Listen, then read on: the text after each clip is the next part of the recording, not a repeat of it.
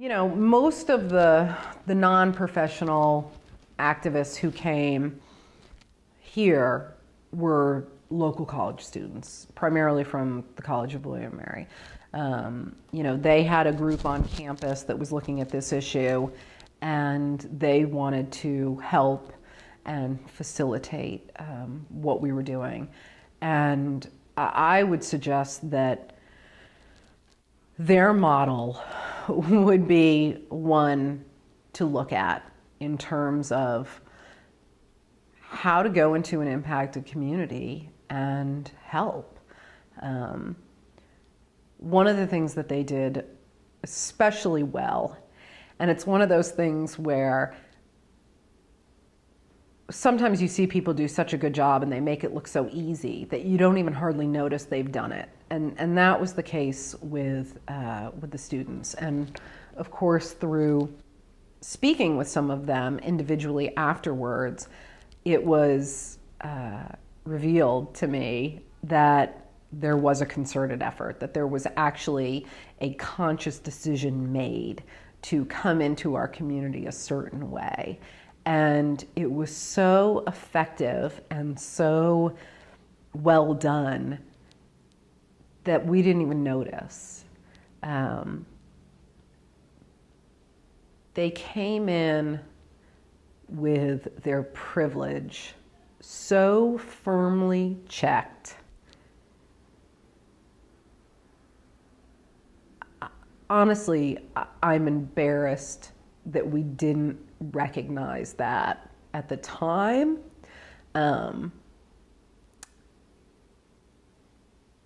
And I do wish that there was a way that we could really honor the way that they came to us. The most striking example of that is, of course, they came in and offered childcare. And, these are kids who are committed to, fighting global warming and fighting oppression and fighting, for these David and Goliath fights on the side of right and the little guy. And, they're the way many of us, were at 18, 19, 20, young and idealistic and full of energy and big ideas. And,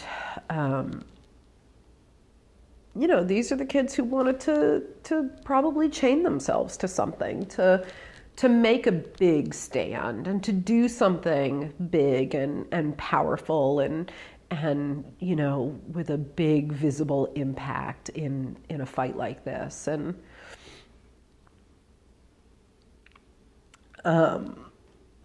they did the exact opposite. And they came in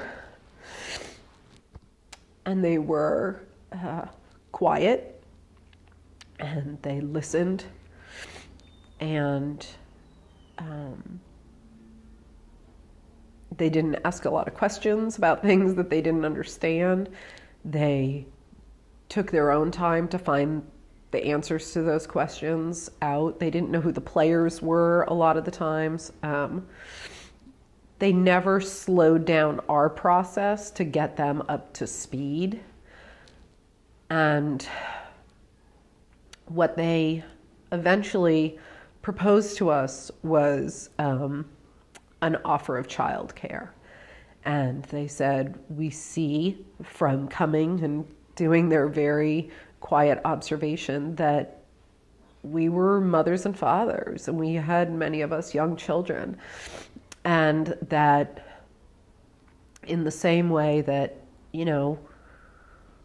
legal teams could provide legal advice and we could do the community organizing, that they could provide support so that we could go to our local hearings where our voices would probably resonate as locals louder than theirs would as people in an adjoining community who were transient residents as college students. And so they came to us and offered to watch the kids.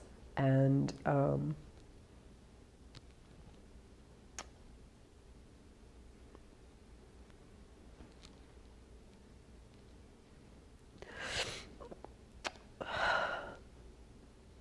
that was a really, really profound offer in a number of ways.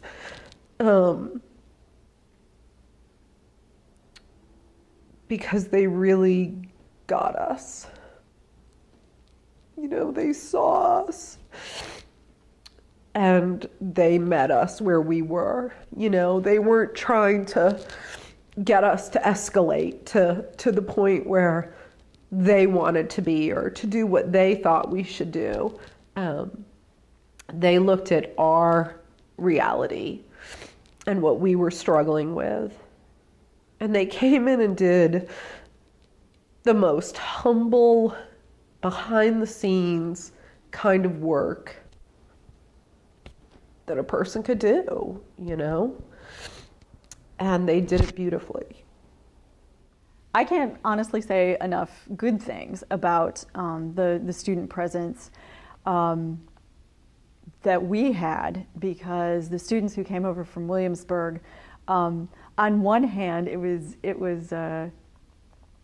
wonderful in one way, which was the local pro-coal group, whatever you want to call them, contingent, were very ready to be dismissive, and they were even angry about the students. How can you students from, William and Mary, you don't have any business coming over here and telling us, and it was very easy, I think, for the rest of us to look at each other and say, because you people don't breathe, you stop that breathing, we won't have any of that.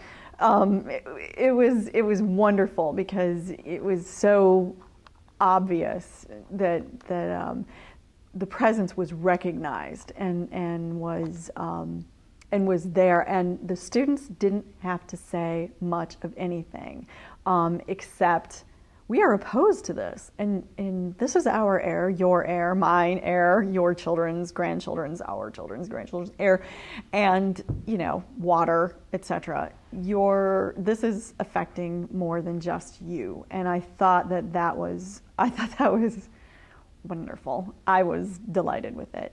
The students were superb in coming over and definitely getting to know the locals and talking to the locals and showing us what they had done as far as, here's some research we did, here's some information we have, are there any things you want us to go and research? And frankly, we kind of stood there and said, I don't know, a few times, because it was so amazing to have someone step in and want to do, and that was a thrill.